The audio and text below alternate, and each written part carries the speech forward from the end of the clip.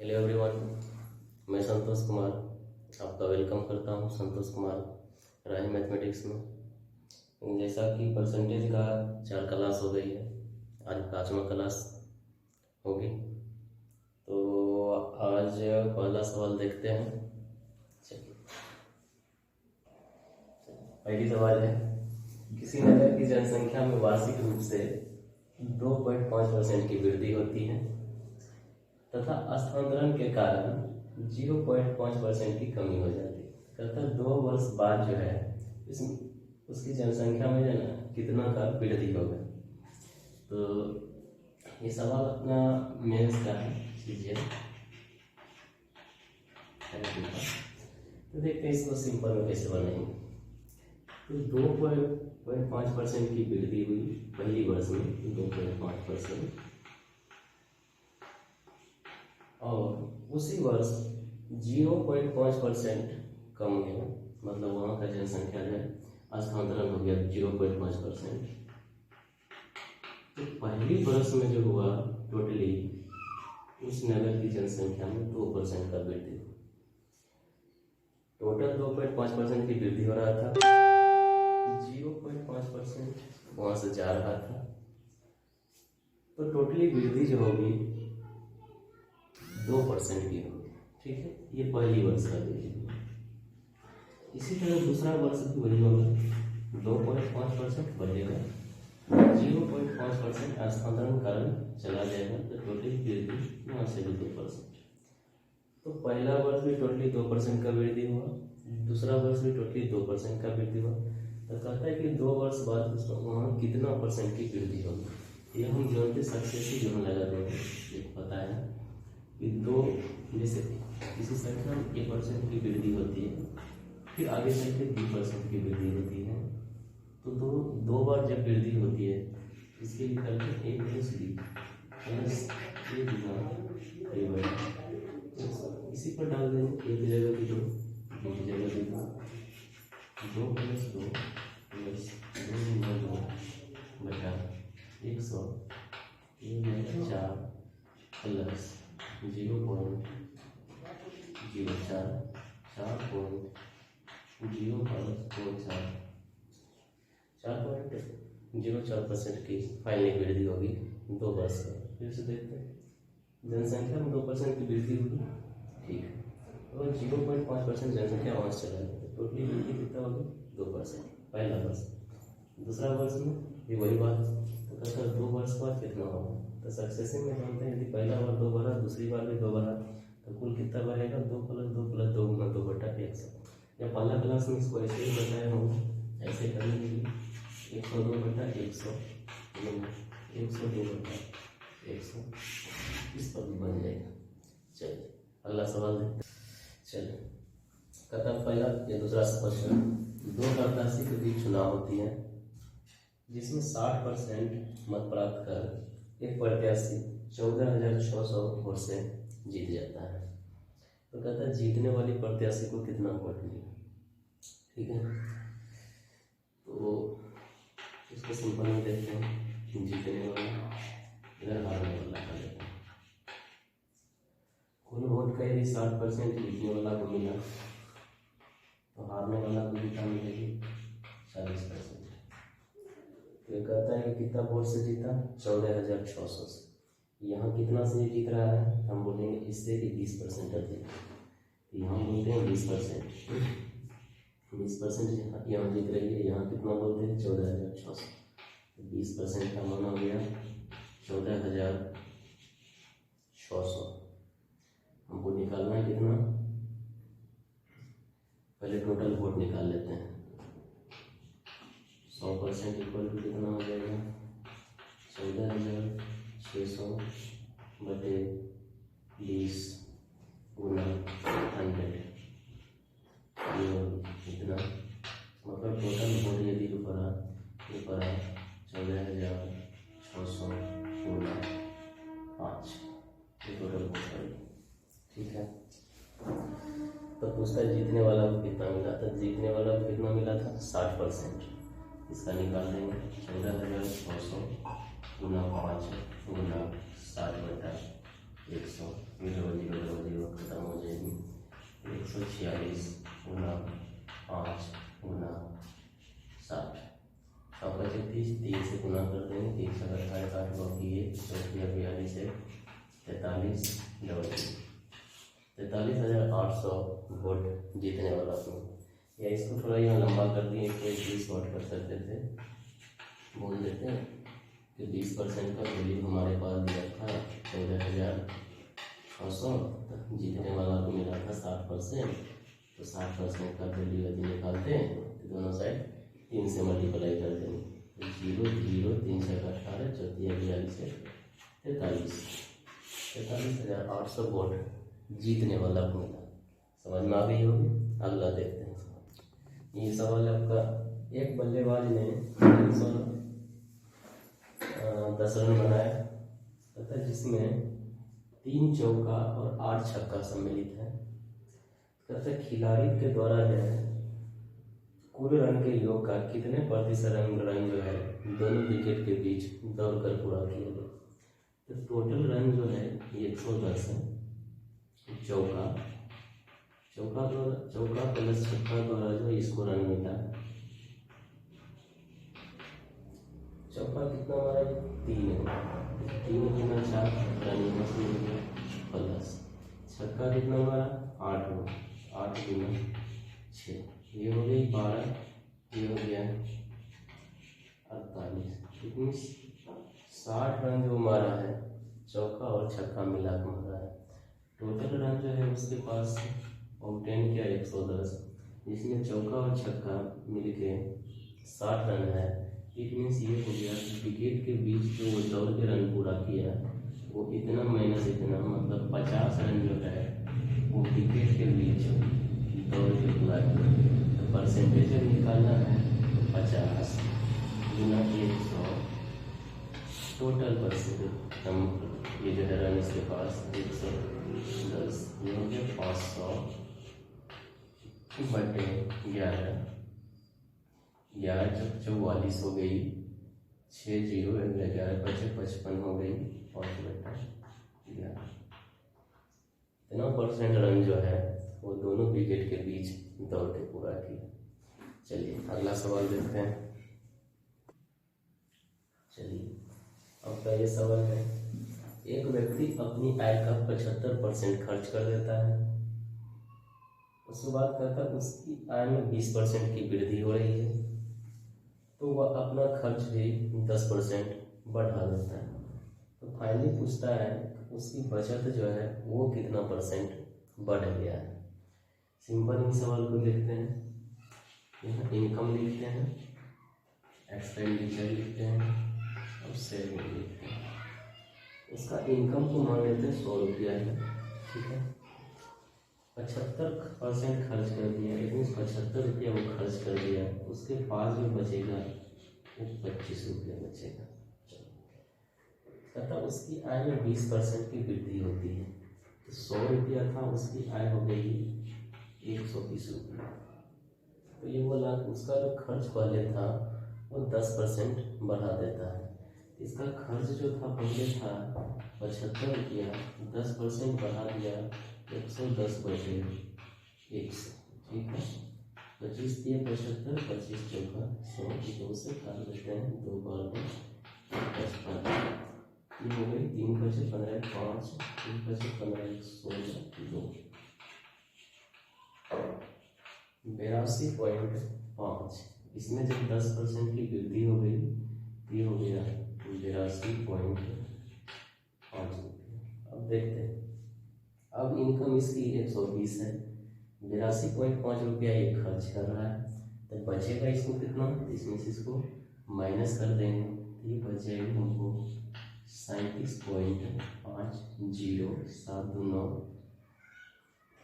उसके बाद 7 2 9 चलिए इसको माइनस कर देते हैं। 120 82.5 हो गई, ये 7 ठीक है 37.5 रुपया इसका न्यू बचत होगी। चलिए अब देखते हैं, पहला बचत उसको 25 रुपया था, अब बचत हो गई 37.5 रुपया।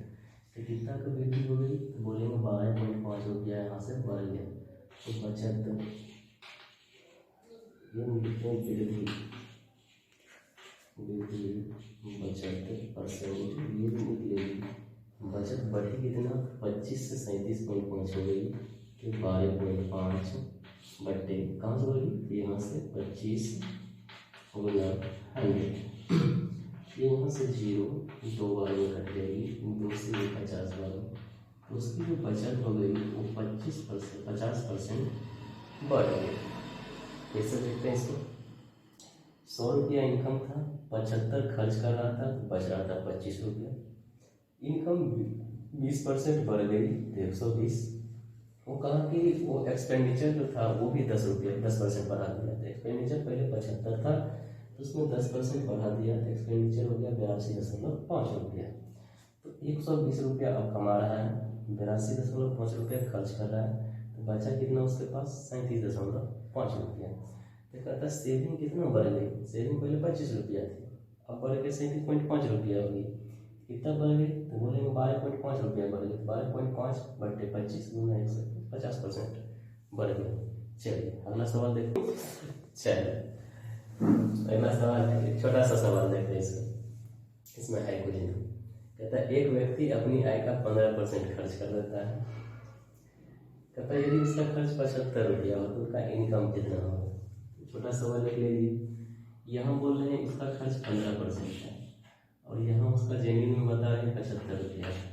इसमें हम कर सकते हैं कि 15% का वैल्यू है तो 75 रुपया है, 1% का वैल्यू 5 रुपया होगा, और इनकम जब निकलता है तो 100% तो निकलता है, तो 100% का भी डबल जीरो का चिपका देंगे 500 रुपये।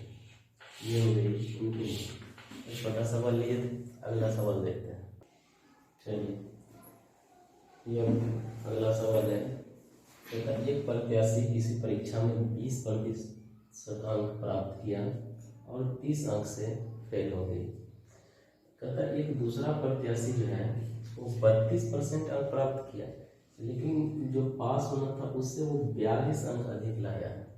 तो कहता है परीक्षा का पूर्णांक क्या है। ये सवाल भी पूछा हुआ है, जो भी सवाल बता रहे सभी एग्जाम का पूछा हुआ सवाल है। चलिए इसका देखते हैं, सिंपली में देखते हैं। ये पहला प्रत्याशी 20% लाया, 20%। ये बोला क्या कि 30 अंक से फेल हो गए, यदि ये 30 अंक इसको मिल जाता तो ये लड़का भी पास हो जाता। इसको कर देते हैं पास, 30 अंक लेके, दोनों साइड इक्वल करना है हमको, देखते हैं बराबर। ये कहता है 32% लाया, 32% लाया। ये कहता है जितना पास होना था उससे 42 अंक अधिक है, यदि इधर 42 घटा देंगे तो इस विद्यार्थी का नंबर और इस विद्यार्थी का दोनों का पास पूर्णांक हो जाएगा। इसमें से 42 माइनस कर देते, कहा कि ज़्यादा लगाया था पूर्णांक से। चलिए अब सॉल्व कर लेते हैं, उधर माइनस हो जाएगी, हमारा बच जाएगा 12% इज इक्वल टू, ये इधर प्लस हो जाएगा, देखो 72। 12% का मान 72 है, तो 1% का मान जो होगा 6 होगा, और 100% का मान जो होगा ये 600 है। मतलब परीक्षा का जो पूर्णांक था वो 600 नंबर का। फिर से देखते हैं, 20% उसको मिला, 30 से फेल कर रहा था, तो यदि उसको 30 अंक दे दिए तो पास कर जाएगा। एक लड़का 32% ला रहा था और पूर्णांक से उसका 42 अंक ज़्यादा आ रहा था, यदि उसके 32% में 42 अंक घटा देंगे तो उसका भी पूर्णांक के बराबर हो जाएगा, पास अंक के बराबर हो जाएगा। तो ये वैल्यू इक्वल हो जाएगी। इसको सॉल्व कर दिए, पूर्णांक कितना गया 600। इसी में एक अगर सवाल जोड़ देता है तो बोलता है पास पूर्णांक कितना था, एक इसमें जोड़ देता है। इस सवाल का आंसर ये हो गई पूर्णांक। यदि पूछ देगा पास पूर्णांक क्या था, इसको करेंगे क्या, बोलेंगे 600 तो पूर्णांक था, 600 में उसको 20% लाना था, 20/100 0, 120 नंबर ये हो गया। बोला था 30 अंक से फेल हो रहा था, तो इसको 30 अंक और चाहिए था, मतलब यदि पास होना था तो उसको 150 अंक लाना था। यदि इससे निकालेंगे तो 32% निकालेंगे, उसमें से 42 घटा देंगे, फिर भी 150। ठीक है, अगला सवाल देखते हैं। चलिए ये सवाल है आपका, चावल के मूल्य में 25% की कमी हो गई। तो कहता कोई व्यक्ति जो है ना 600 रुपये में 10 kg और अधिक चावल खरीदता है, मतलब 600 रुपये में जो पहले वो खरीद रहा था अब उससे 10 kg वो अधिक खरीदेगा। तो कहता वो जो मूल्य कम हुआ अब चावल कितना रुपया प्रति केजी मिल रही है। इसमें करते हैं क्या है कि ये जो रुपया है ये इसका 25% निकालते हैं, 600 का 25%, ये हो गया हमारा 150 रुपया। यही 150 रुपया में वो 10 kg चावल ज़्यादा खरीद रहा है, मतलब 10 kg चावल वो ला रहा है। तो हम इसको कह सकते हैं कि ये 10 kg चावल का दाम जो है ये 150 रुपया है। तो 1 kg चावल का दाम है 15 रुपया। तो घटा हुआ मूल्य जो है चावल का वो पर केजी 15 रुपया है। यदि इसमें एक सवाल और जोड़ देता है, इस सवाल का आंसर यही होगा, इसमें एक और जोड़ देता है कि चावल पहले कितना रुपया केजी बिक रहा था। इसमें हम कहते हैं ऐसे इसको सॉल्व कर देते हैं कि 25% कम हुआ मतलब 75% बचा। यही 75% जब बचा तो उसका दाम आ गया था 15 रुपया का। तो हम कहते हैं 100%, शुरू में जो बिक रहा था चावल वो बिक रहा होगा 100% पर। 75 15/75 × 100 मीन्स ये हो गया 5। मतलब पहले जो चावल बिक रहा था वो 20 रुपया प्रति केजी बिक रहा था। यदि वर्तमान कीमत पूछ दे जो घटा हुआ है तो ये हो जाएगा। पूछेगा पहले कितना बिक रहा था तो इससे बना देंगे 25% कम हुआ मतलब 75% पर आएगा तो उसका दाम 15 रुपया होगा ऐसे। और शुरू में जो चावल का कीमत होगा घटने से पहले वो 100% पर बिक रहा होगा 20 रुपया। ठीक है, अगला सवाल देखते हैं। पिछले सवाल पर बेस्ड ये क्वेश्चन है, कहता है चीनी के मूल्य में 20% की कमी हुई। तो कोई व्यक्ति 160 रुपया में 8 kg अब ज़्यादा चीनी खरीद रहा है, मतलब 160 में जो पहले वो खरीदता था अब वही 160 रुपया में 8 kg ज़्यादा खरीद के ला रहा है। तो कहता है चीनी का मूल्य जो है ये दाम घटने से पहले क्या था, जो पिछला सवाल में बताया। इसको करेंगे कि 160 का 20% कर लेंगे, मतलब 32 रुपया, सॉरी 32 रुपया। हम कहेंगे 32 रुपया में 8 kg चीनी ला रहा है, हम कहेंगे 8 kg का दाम जो है वो 32 रुपया है। तो 1 kg का दाम जो हो जाएगा 4 रुपया हो गया।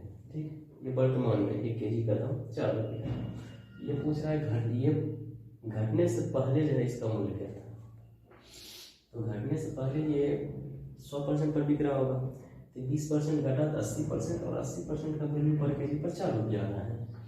80% = 4, और पहले जो बिक रहा होगा वो 100% पर बिक रहा होगा, तो 100% हो जाएगा 4 रुपये 80 × 100। ये 5 बार 20 4 मतलब शुरू में जो बिक रहा होगा 5 रुपया प्रति केजी बिक रहा होगा।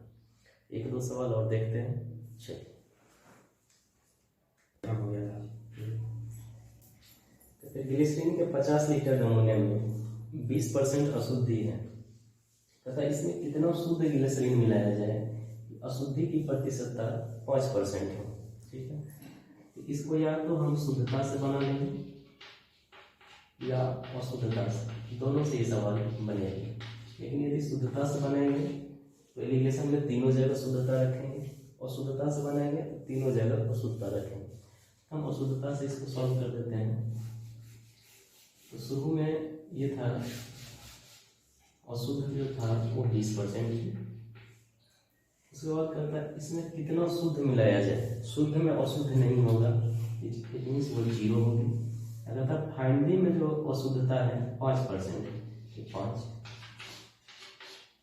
ये हो जाएगा 5, इधर हो जाएगा 15, 1:3।